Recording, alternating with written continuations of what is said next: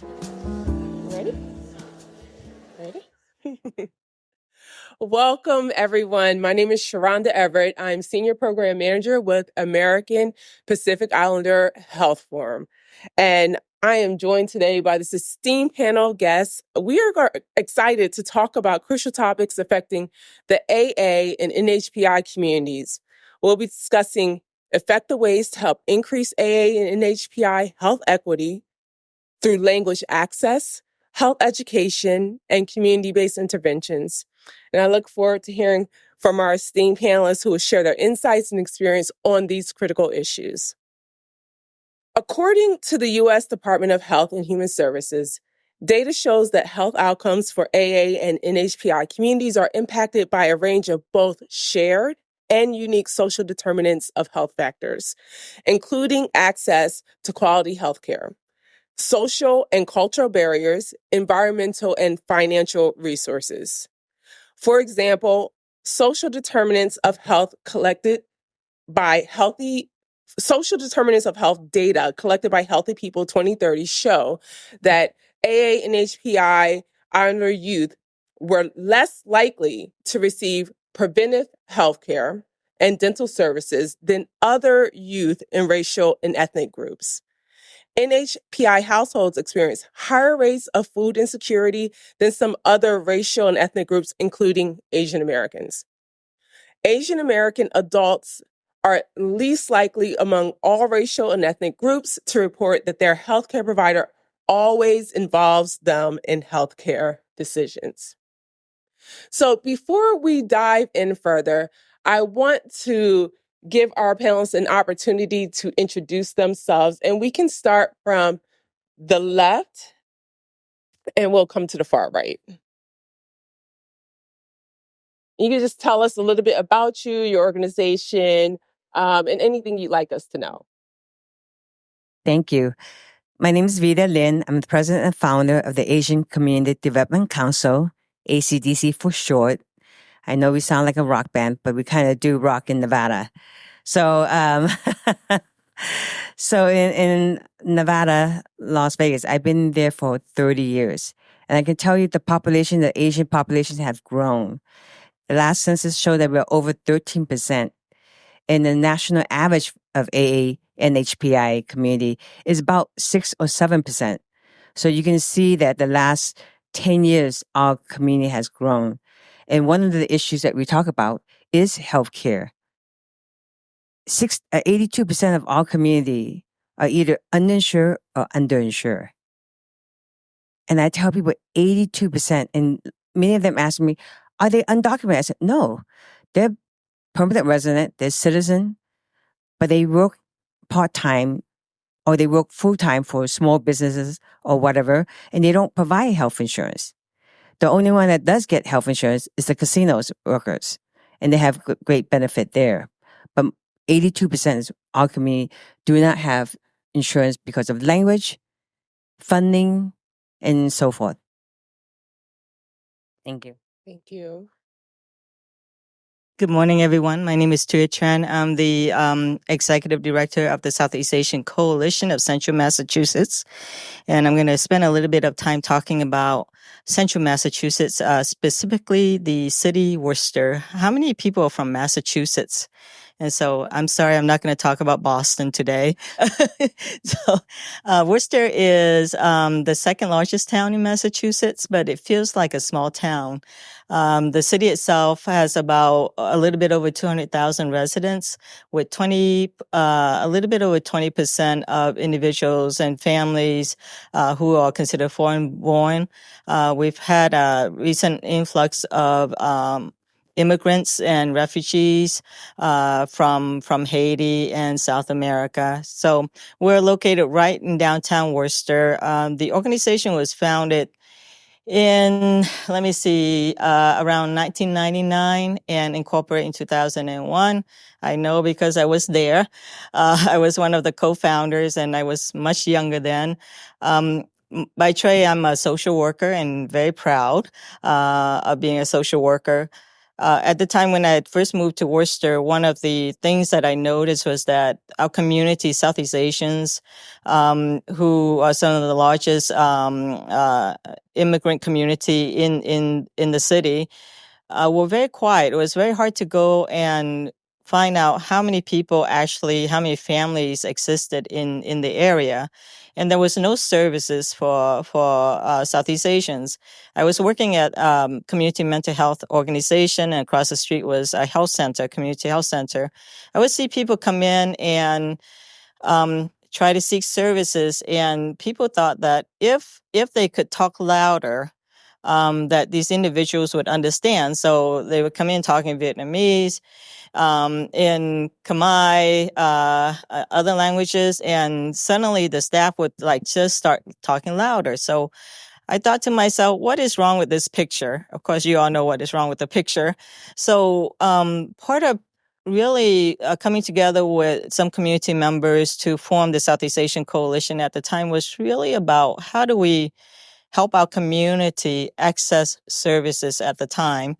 And so we formed, and at the time, I led it as a volunteer for several years. And we grew from having a mission of helping people to access services to empowering the community to now thriving. So let's just say we started with about $5,000, and we were in a room with maybe 2 desks, to now at close to $4 million.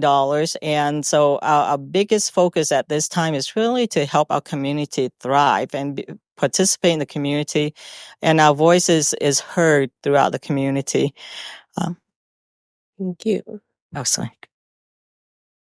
Aloha mai kako. My name is Ualani Hoopai, and I'm from Pacific Islander Health Partnership. We're based in Southern California, in the town of Santa Ana, city of Santa Ana, and California in the house. Okay. So we have been around serving the Pacific Islander community for over 20 years. Our target audience are 5 of the largest Pacific Islander groups that reside in California, which are the Chamorro. And if you're not familiar with the Chamorro, those are the indigenous people from the Mariana Islands. That's in the mid to northern Pacific. Next would be the Marshall Islands, another grouping of islands, Hawaii, Samoa, and Tonga. And each of these island groupings have their own relationship with the U.S., which makes their access to health benefits and other things complicated. So our Chamorro people are a territory of the U.S. The Marshall Islands have their own compact of free association agreements with the U.S. Hawaii is the 50th state. Samoa and Tonga are independent nations. Again, so that they're with immigrant status. So this complicates what we do, how we do, and the founders were a retired nurse and a Boeing engineer who wanted to come together to help the Pacific Islander community access benefits. So that is the reason for our existence today. Thank you.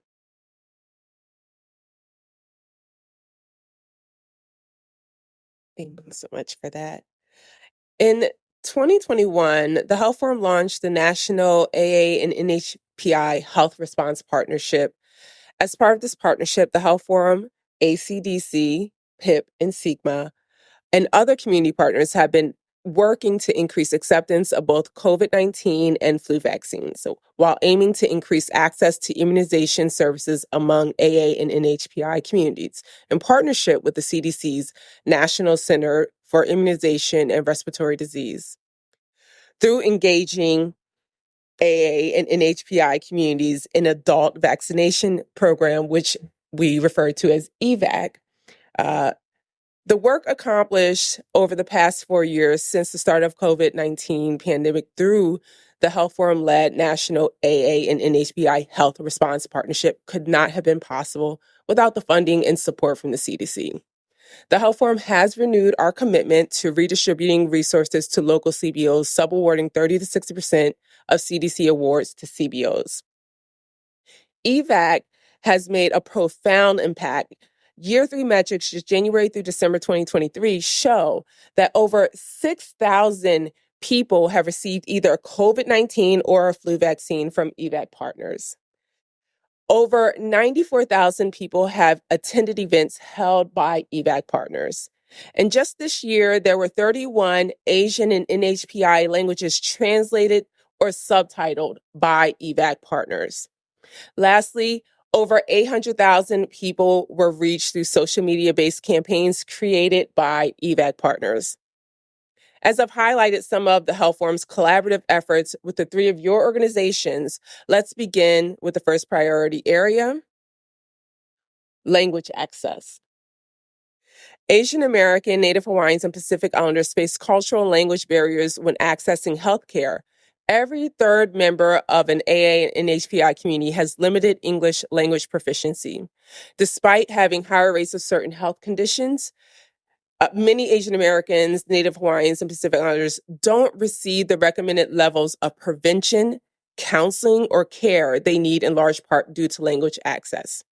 Tuyet, your organization, SIGMA, serves Southeast Asian immigrants and refugees in central Massachusetts. How do language access barriers affect your community members' ability to obtain the health care services that they need? Sure. As I mentioned from the beginning, the reason for the foundation of the organization was really to give, to help our community access services. So whether health, social services, or anything else that they need. In terms of really being strategic about this is that we on staff, most of our staff are bilingual immigrants and refugees themselves. And recently we've started working with refugees from Afghanistan. We have a couple of individuals on staff who speak certain languages from there, from Burma as well. And one of the things that we try to do is that we have an open door policy. So people can walk in to get help with anything that they need. So we have, hundreds of people that walk in on a daily basis for anything from I need to call someone for electricity to I need to call my doctor. I need help with citizenship. I need help to just really to understand these letters. So we offer that. We're right in an area that's accessible. We offer walk-in. The other thing that we try to do is really, I think what is helpful for us is that we also work with other organizations like the Center for Health Impact, which is located down the street, where other interpreters are available. So we work closely with them in case there are other types of languages that is needed. And we also advocate with some of our health systems to say, you please, we need you to provide these services to our members. And so anytime there are issues, we do get involved in trying to help our members access services as well. Thank you for that. And we know, unfortunately, Native Hawaiians and Pacific Islanders are sometimes left out of the conversation when it comes to language access. Ualani, can you talk about the challenges for the NHPI community that PIP works with in Southern California and any language access or cultural barriers that they face when it comes to accessing healthcare? Sure. So as I mentioned, our target audience are 5 of the larger Pacific Islander communities that reside in California. And with those come their cultural nuances and their languages. So we have our foundational work is based around our PINs, what we call PINs, Pacific Island Navigators, and which are equivalent to, most people know, community health workers. And so they do everything from A to Z for whatever a community member asks, and they speak the languages. So any of the work that we do, it's crucial that we translate into those languages so those communities can understand. Translation is not an easy process. It's time-consuming, finding the right individuals. There's nuances from island home to coming to the U.S. So there's a bunch of steps that need to take place in order to get things properly translated. I'm sure my cohort here also have to experience much of that when it comes to translating materials. But one of the big things that is happening right now.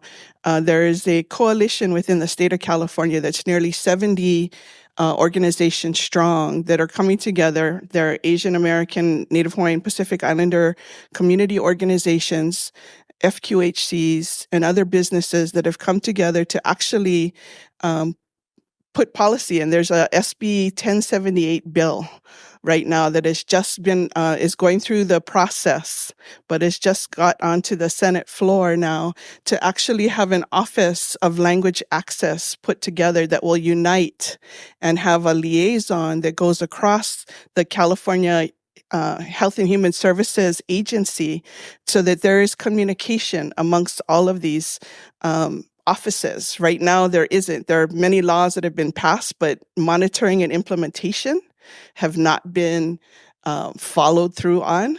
So we're very hopeful with this coalition now that I've never been a part of, and nor has our organization been a part of a coalition this size that is all unifying together to really push the importance of language access for our communities. And we're very excited about it. Thank you. Sounds exciting. Health education for AA and HPIs remains important, not just within these communities, but also for increased public awareness around misconceptions that AA and HPIs don't face health issues. There are many health inequities and social determinants of health factors that affect AA and HPI communities that are not widely discussed. Vida, ACDC does a lot of outreach and community engagement for the AA and HPI communities in Las Vegas. Can you tell us about some of the effective health education and outreach strategies that ACDC spearheads that target the Las Vegas AA and HPI communities? Sure. So ACDC started in 2015. We're going on the 9th year. We started as an advocacy group. One thing that we did was make sure our community go to the poll to vote. And when I moved to Las Vegas, I'm my 30 years now. I noticed when I had issues and I would go to elected official before, they would say to me, Asians don't vote, so we can't help you. Yeah, I know. We register over 40,000 people. Guess what? Our community now has a voice. And the only way you can help our community or help any community is to build power, is to make sure you register them to vote.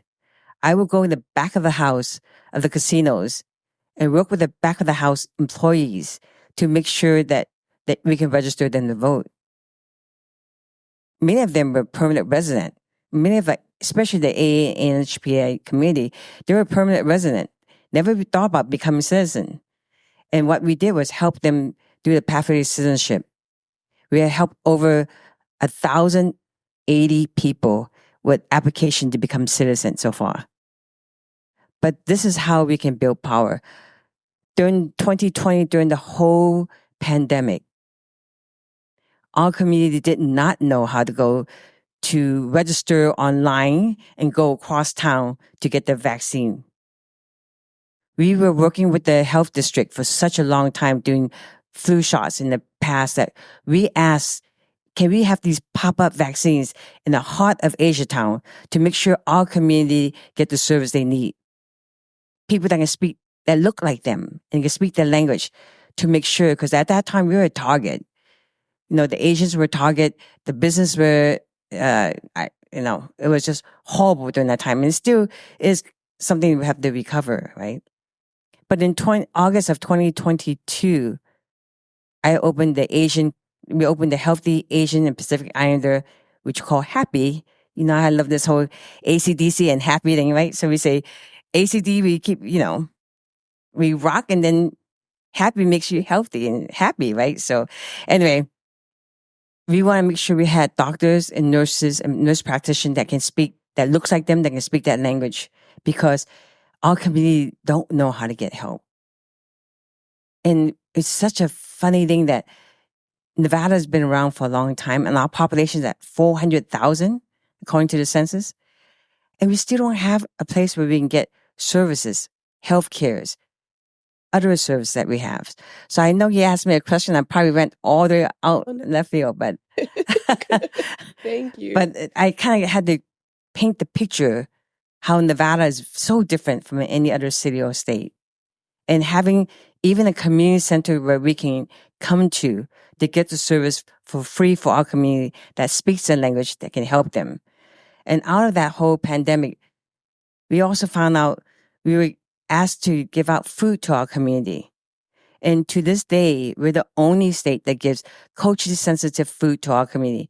Because when they donated food for us in the beginning, it was great. We get these donations, but we're giving out cheese and milk and chicken nuggets and meatballs, which is great. But my community looked at me and goes, I'm not sure how to make this food, right?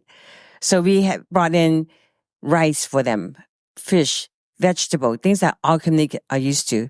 And so far, we've given out 5 million pounds of food to our community.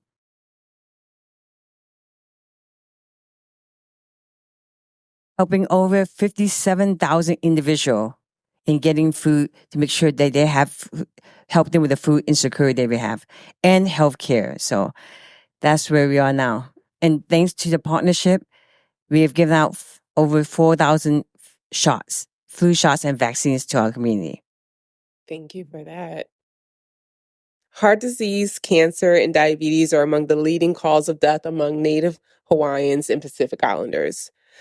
Ualani, can you talk about the outreach and education that PIP does for NHPI communities in Southern California that helps address these health disparities? Unfortunately, yes, those are the leading causes. But with the onset of COVID now has inserted itself into the number 2 position for death, and the infection was severe within our community. And so when you now add in those additional underlying conditions now of heart disease, diabetes, stroke, cancer, we have late stage diagnosis that are happening more so now, along with just the impact of why our community had to suffer through that so severely. When it comes to education, you don't know what you don't know. And so one of the things that we were able to do is to sit down with our local health departments and have a conversation about the way vaccination was being rolled out. And so particularly when it came to the age thresholds of the rollout. And so the first stage was the 75 years and older, and having conversations with our health officials to say, we don't have many in that age group, but we have people who are ready to get vaccinated, and we are the most severely impacted right now. So what can we do to try to resolve this? And so thankfully they heard us, and they allowed us to open our doors to get our religious leaders in and those who are ready to get vaccinated to try to minimize as much as possible. Like I said, we are still severely impacted, but to minimize and get those who are ready to get vaccinated. And so with that, because people want to be with their communities when they're doing these things, and for most of us, this is the first pandemic in our life, and there were so many unknowns when we started out. So they wanted to be with their people. So we actually had families, because we say that we're not confined, though we're based in Southern California, we're not confined by any borders of county, state, or even nation. Families' lines go across state lines. And so we had family members that were coming from Arizona, from Utah, from Washington, because they wanted to get vaccinated with their family members at the time. So we're so grateful that they heard us, that we needed help, and that they allowed us to find a way so that for those that were ready to get vaccinated could be vaccinated. And again, appreciate the program itself that we were able to do these mobile clinics and have that be available to the community. Thank you. And Tuyet, is there anything you'd like to add about health education and outreach strategies for AANHPIs in Massachusetts? First of all, when I get back, I'm changing our acronym to something really cool like yours. Okay. So it's going to be ACDC2. I don't know how we'll go from Southeast Asian Coalition to that, but we're going to try. So very similar to what both of my colleagues are doing here is that we actually use the strategy is really about going into our community, right? So when for COVID and flu vaccine, we actually went door to door and just knock on doors to say, this is available in addition to all the other things we do. We, like the tabling right in front of grocery stores. And we even went to like Woo Sox game and did tabling there. We actually were involved in one of the heritage nights and got to sing, the national anthem and all of that, did the lion dance. But part of it is really to say we're very much a part of the community, and we had a tremendous amount of people that came out to for the vaccine and were very successful. The two things we do really well, one is that we have a huge youth group, and they're very involved in doing outreach. They're very involved in reaching their families. They're involved in almost anything that we do. And so we create this intergenerational sort of model, if you will, for anything, even urban garden. So there would be youth and older adults working together. We have an advisory group of older adults. And we do a lot around foods, even the food boxes that you mentioned. So not only do we deliver like 250 boxes a week with war farmers who grow Asian and African vegetables for us to deliver to people who need it. We're also creating, this is one of my favorite, is we're turning an empty space in the basement of our building into a high-tech mushroom growing room for food security. Now is edible mushrooms. Okay, everyone. People ask me this all the time.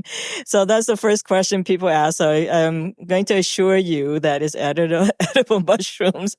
The second thing I'm going to assure you is I don't think we'll turn anybody into zombies. Okay. So we got asked these questions when The Last of Us, the show, came out. But one of the issues around health is related to diabetes. And luckily for us, we have a couple of really wonderful individuals who are PhD level nurses who speak the languages, Vietnamese and Chinese, and they're coming in to start workshops. We recently reached out to, I would say 80 people, and we're looking for 30 people to enroll in a whole year-long process. I had my I don't know what is it called, finger prick, and they film it, and it hurts more than they said. But but part of it is really we're very active with our community around all these different issues. Thank you. Oftentimes, gaps in health care access are filled by the work that community-based organizations such as yours are doing. And can you talk about one or two community-based interventions that work to increase health equity for AANHPIs that you're proud of overseeing, and that could be modeled on a national level?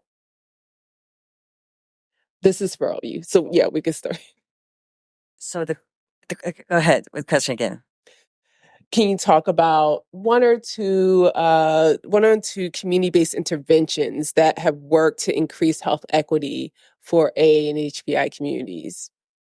So one thing that we do is we like to educate, connect, and empower our community, right? Education is a key. When we do these vaccines, so we do 40 out there. We go out to the community, we go to the temples, we go to churches. But one thing I do enjoy doing every year, we do what we call the night market, the Asian night market. And because Nevada is so different than any other city or state, we don't have, Monday through Friday, 9 to 5 type of banking hours. We're 24 hours. Our city never sleeps. And with that comes to how do you tell people what's going on? How do you tell them we're entertainment capital of the world?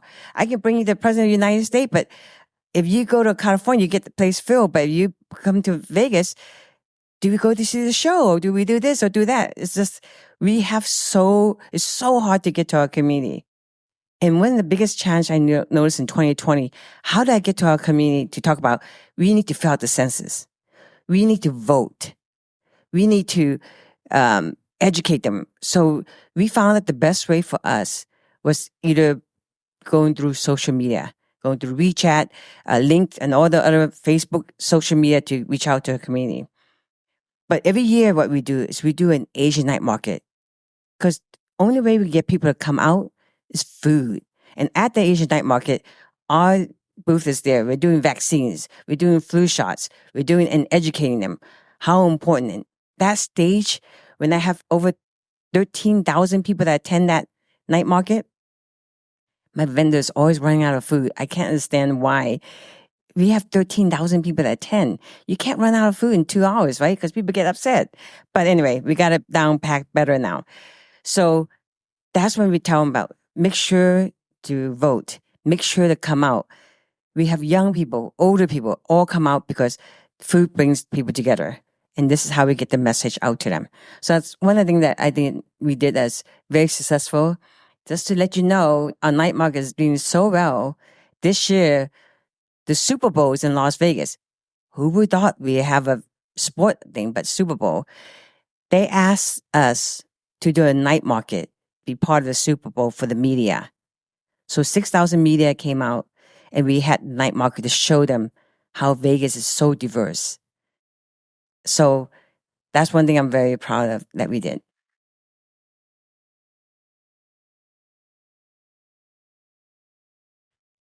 For us, very similar. I think what I think is really effective for us is really having community being involved. So we have what we call healthy aging program, where we have 12 community advisors, older adults that come in and really talk about anything and everything that's needed in the community. We also have a small business advisory group.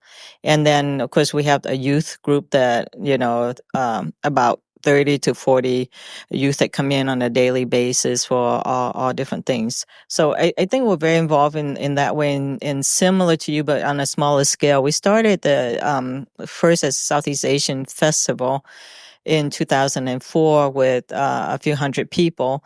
And now it's in its 21st year. So we're expecting, so almost every single Asian ethnic groups will be involved, and it's all community run.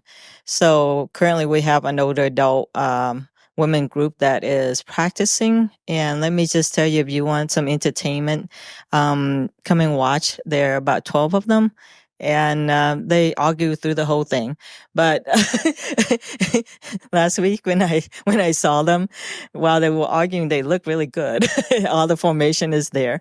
So we, throughout the day, so it's on June 22nd. If you're in Worcester, do come by. It's a free event. And that is where a lot of things happen in the community, whether it's about registering people to vote, whether it's about health related information. In the past, we've had people come and do blood pressure and all of that. We might start again.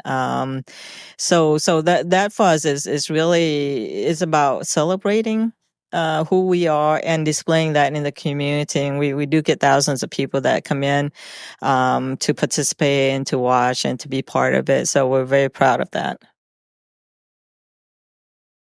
Similar to my colleagues here, we all have our ways of connecting with our communities and being relevant to the communities. As I mentioned previously, our Pacific Island Navigators, our PINs, are the foundations to what we do. Speaking the languages, they're the trusted messengers. We do train the trainer and education with them. They pass along the information to the communities, and in turn get them to participate, whether it be for voting, for vaccination, any of these items. We trust our PINs and our community leads to take us into those communities, knowing the cultural nuance, the language, and again, like I said, the trusted messengers. And so when I talk about specific interventions that we've done, COVID was a prime example of that. When we create our educational materials, we actually have focus groups with community members as we're developing it to be sure that the information is understandable, is translated correctly, and can be received in the manner for which it is intended, and that they're proud to share this information. with their community members. And then, of course, we also have at the end of all of that, we have to have a dissemination to share with the community what these programs are about, the information that was collected, and what we intend to do, because it constantly feeds one another. It's a cycle, right? So it's the information you get from one intervention is you collect that and you base it on the next intervention. So as we're coming out of the pandemic and the COVID information that we've collected now, we know mental wellness is a huge, huge factor. So asking the questions to the community, we do phone banking as well as part of that to ask community members what it is that we can continue to help them connect with and what it is that they need. And 85% of the information that comes out of those phone banking situations that range, last year we had 700 people that we spoke to. This year we had 650. And it's about support. Still, there's stigma that's around mental wellness is real, and trying to figure out how to get around that. We've started doing cultural practice and we've actually been bringing practitioners from Hawaii up to do coconut weaving, because we're not accustomed to sit there and have a conversation across the table or across the desk. We need to be doing our practices, and that's when conversation starts. So we found that to be an effective way to bring our cultural practice back into the conversation, to get people to start talking more about what really is bothering them. Thank you. And thank you all for sharing these valuable insights and examples of the impactful work being done in AANHPI communities. It's clear that addressing language access, health education, and providing effective community-based interventions are crucial steps towards achieving health equity in AANHPI communities.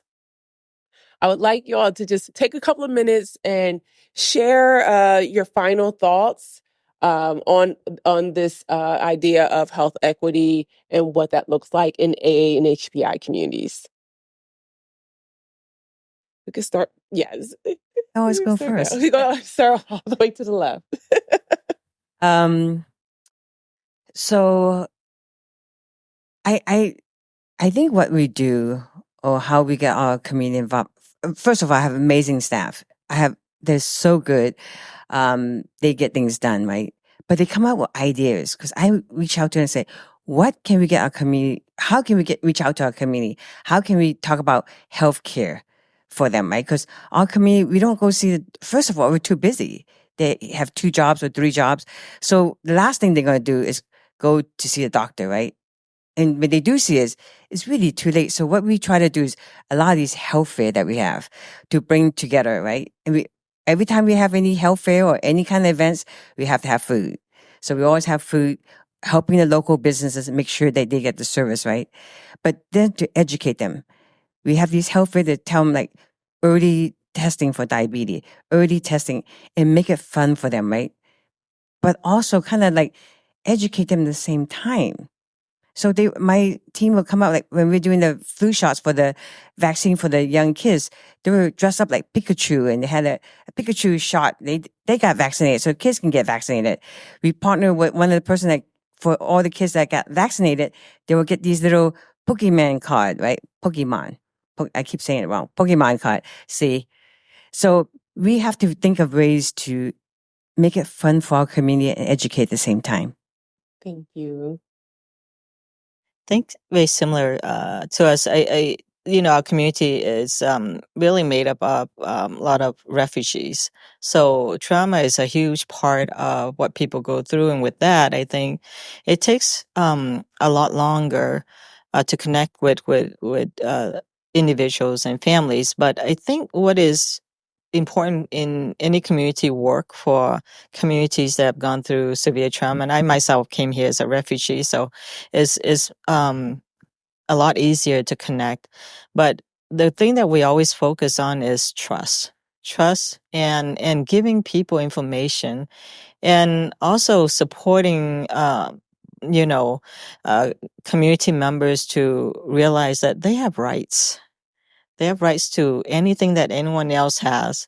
They shouldn't expect less. And our job is to make sure that this information is available, whether we interpret, translate information, and some communities aren't able to read even in their own language.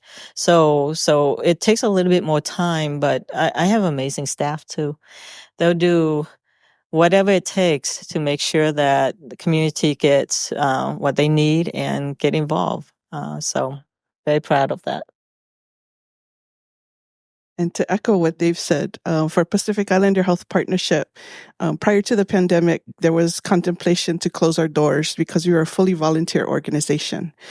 And the pandemic showed us that there is a need for what we do to communicate with the Pacific Islander community. We are a fully volunteer model, and through the pandemic now have a small but mighty staff of 5 to do the work that we do. But the important part of that story is that we all exist because of a need and a gap that exists.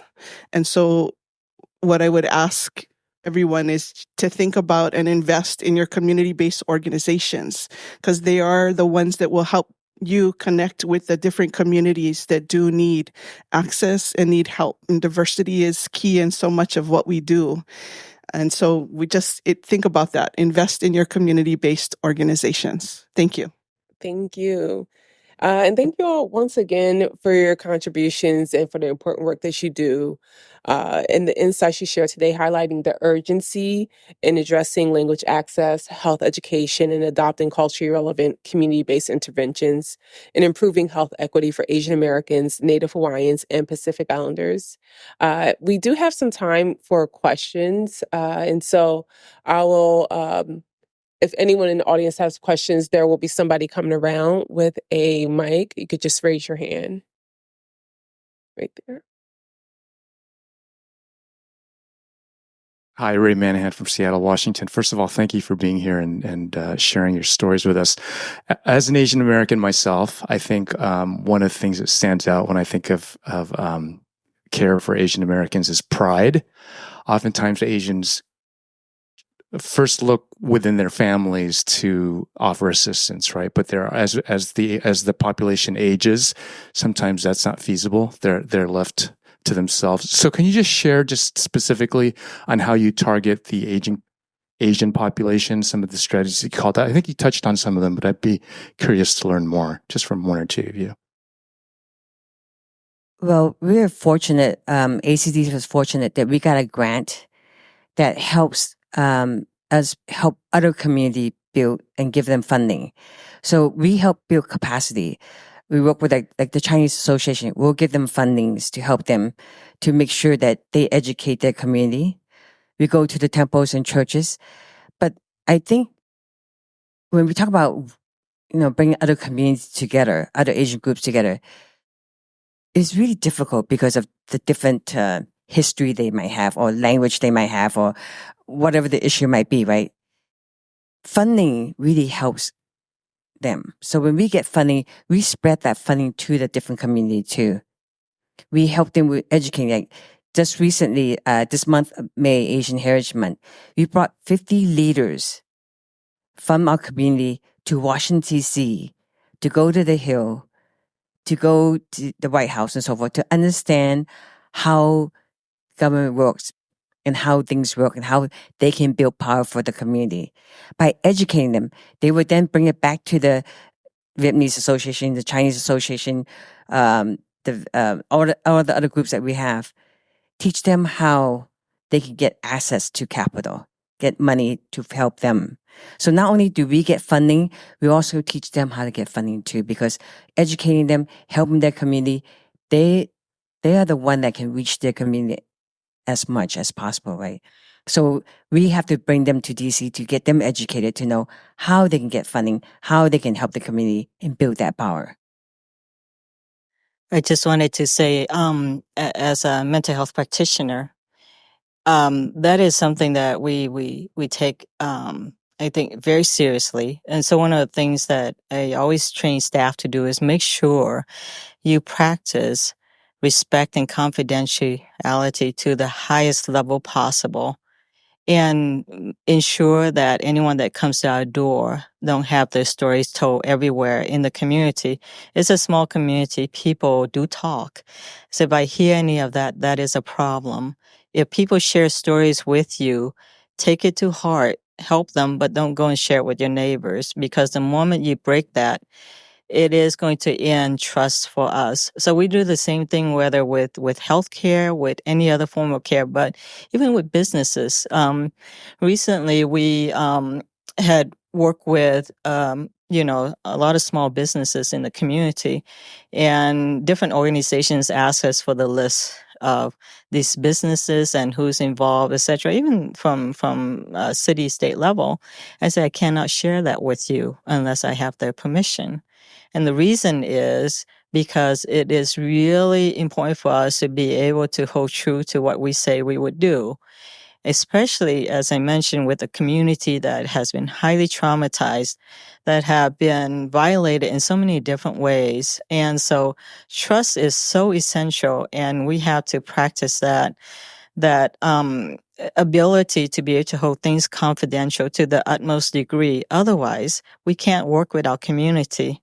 Not to say that we're perfect at it, but we practice it as much as possible.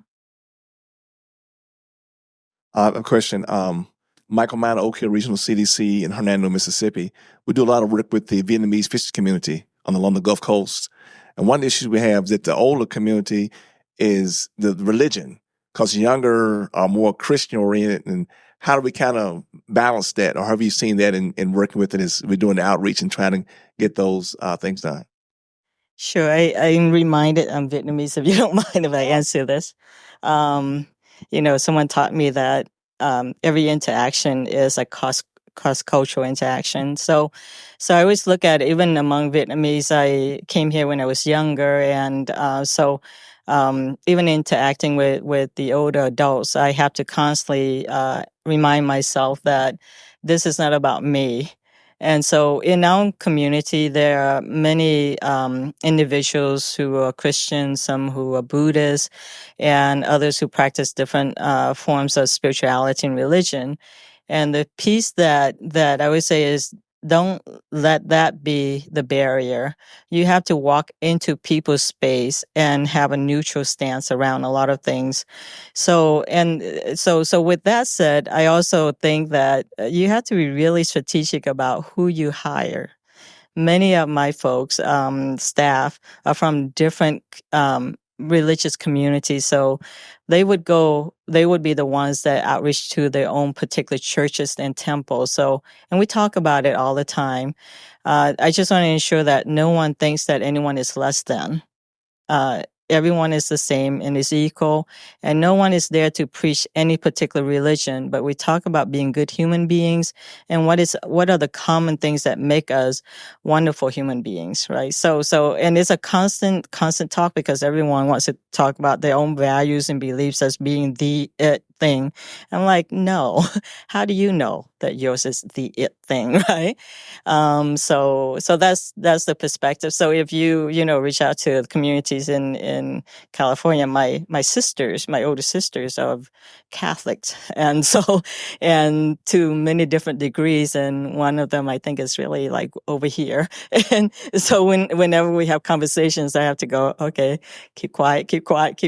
But then and have conversations where I find common ground. If she says something that is weird, I'm like, okay, that's really exciting. All right, let's move on, type of stuff. So I don't know if that helps at all.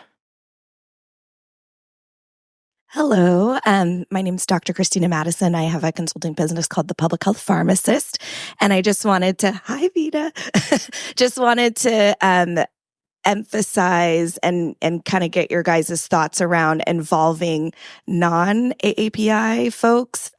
Just from my own personal experience working with ACDC, I know that I've gotten so much out of being able to work with the community and understanding and coming from it from a place of cultural humility, and understanding that, yes, it's very important to have in language services and making sure that we have people that look and sound like the communities that we serve, but also understanding that those of us who also want to be your advocate and your ally need to be in your space and really want to be there to help and support your community.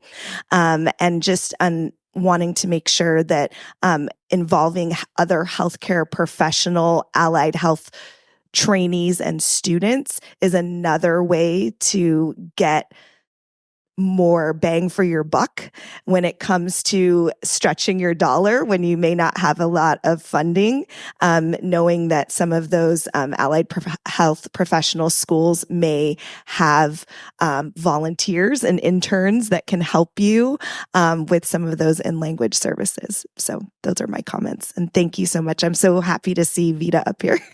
So only one person from Las Vegas here, I can tell right now. So we do, and you have worked with us too. We know that collaboration is important. And I think you also mentioned your doors are open for everyone. You don't close your door to anyone else. We do the same. When we did the whole vaccine, the Latino community came to us and asked, can we have our people come through? I said, of course, we don't turn anybody away. The only difference is that we have people that look like us. So when it comes to language, it helps them, right? But we don't turn people away. And we really want to collaborate as much as possible. And that's my suggestion to everybody else. We can't do everything, but partnership, like I don't touch mental health yet, which I think is something that's very important in our community, but I don't have the bandwidth or people that do that. But what we do is we partner with other groups that does that service already. So partnership, reaching across the table and asking for help is one thing that we encourage everyone to do. I can assure you, no one here works alone, right? We're not Thomas Merton, right? No man is an island. We work collaboratively with so many partners in our city and in Massachusetts. It's just amazing. It's one of the most collaborative process there is. And just as she mentioned, is that you know, even though our target is a community that has particular gaps, and because it's all about equity, but you can't do that by yourself. And so, our youth, for example, is very diverse. It's not all AANPI youth. And so we have to be open to that. And recently with the Haitian immigrants and refugees in the area, we collaborated with several agencies to do one of the first welcoming event there for 300 families. And we led that. And so people said to me, you do realize you're Asians, right? And I said, what does that have anything to do with anything? These are our new neighbors. And that's how I look at it. And I would concur. We don't close our doors. We don't shut anyone out. Anyone seeking help, many of our community members, though we target our audience on Pacific Islanders, they're all intermarried. They have boyfriends, girlfriends, families, friends. Like, they're welcome. All of them are welcome to come and participate in any of the activities we have. And I would go back to my statement about investing in our CBOs. These are contacts of how to make conversation, how to build relationship. Don't just wait until you need something to start to build a relationship. There should be, for our allies out here and for those wanting to learn and be a part of it, to start reaching out now and figuring out where the commonality is now and start building those relationships so that when the time comes or disaster hits, you're not in the scramble and the panic to try to figure out how to make things happen and get things done. If you already have a relationship there, you know who to call to say, Vida, we have this and this available to you. Tuyet, we have food boxes. We have, I have a partner in Massachusetts who has the list of A to Z. Like, call them. So it's the connection, it's the network. So start reaching out and build your relationships now. Don't wait until the disaster strikes. This is Priya. I'm from CMMI. I'm curious, as an Indian American, we have a lot of mental health stigma. And I'm curious if, over here, how you address that, especially in an older Asian population. If you even offer that, will it be taken up as a service, like people acknowledge that they have mental health issues that they need to tackle. One of you mentioned capacity. Would it be, something that's a service that would be adopted even?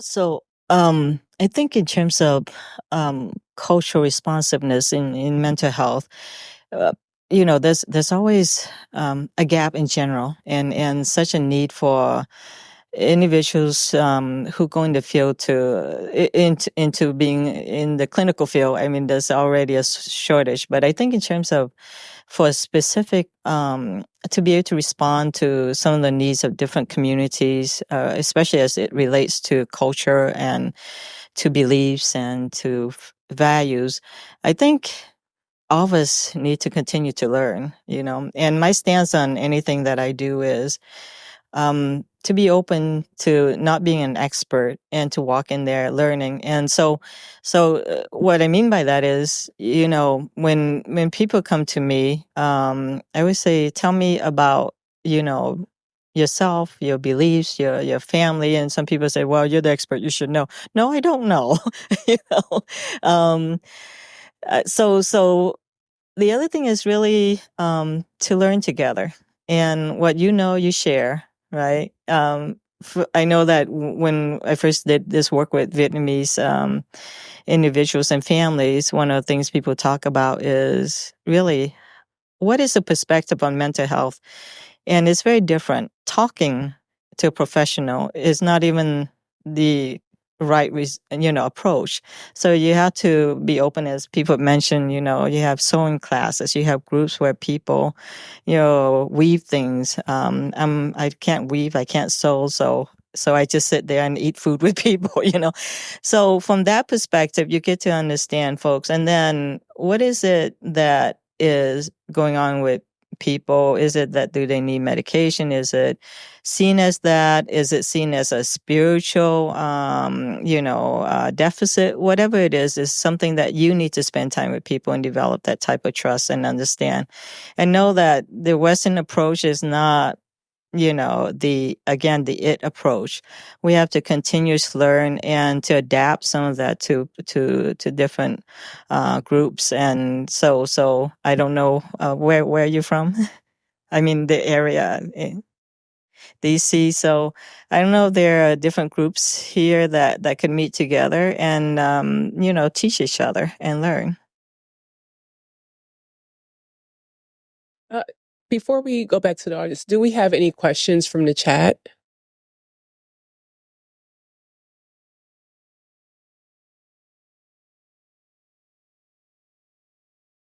Look at it.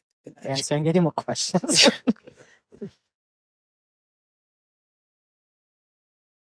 Just didn't want to forget the folks in the chat. Okay. Our center gets a lot of phone calls regarding access to the services. Do any of your programs coordinate with public transit agencies and mobility managers for travel training and language programs to allow citizens to properly access your services?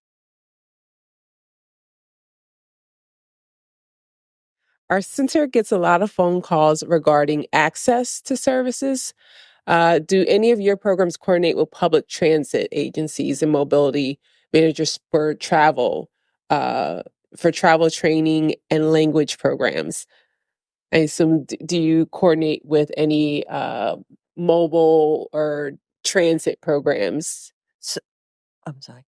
So in Las Vegas, we're recently working with RTC to see how we can get that services out there, right? So first thing we have to understand that in Nevada, in Las Vegas particularly, we don't have a great transit system. We don't have great buses or subways or whatever. So it's really hard to get people around the area, right?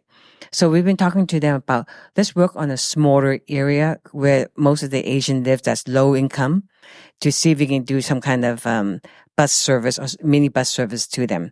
So we're talking now about doing that, and that conversation has come, and we're actually something going to happen very soon about that. But I think what happens is to make sure that if there's a need, reach out to your public transportation department and let them know that, first of all, how large your community and what service that you might need. So when they reach out to us, they say, why doesn't the Asian take the bus? And I said, well, first of all, you don't go, the buses doesn't serve where they are and doesn't take them to where they need to go, right? And then second, the language, right? And I had one person from RTC said to me, he was like, you're in America, don't they have to understand English? And I get that every time I look at him, I said, you ask me what we can do to help our community. I explained to you, language is one of the issues. And for you to come back to me and tell me from your department that we should all understand, it's like, that's very insensitive and you don't really understand.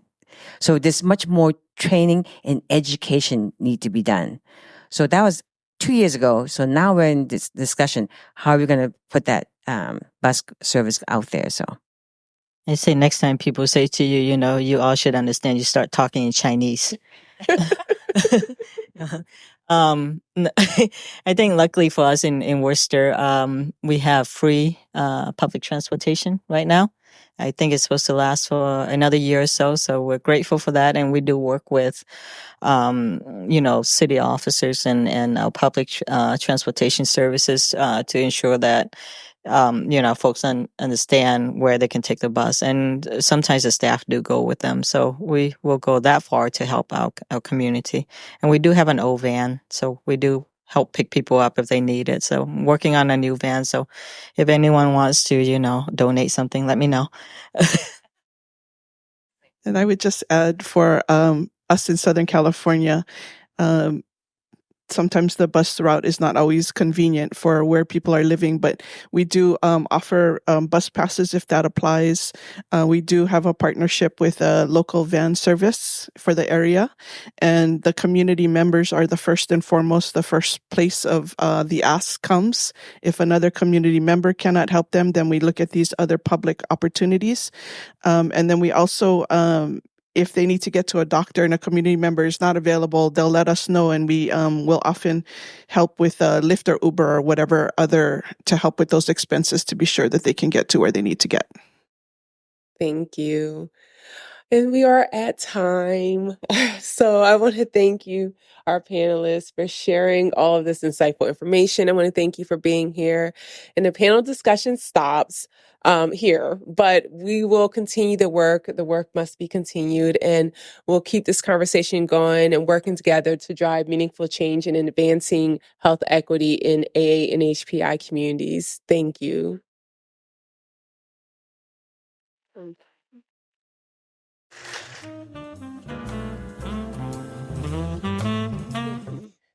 You can connect with our folks after, or I think their contacts are on the screen, so snap a picture.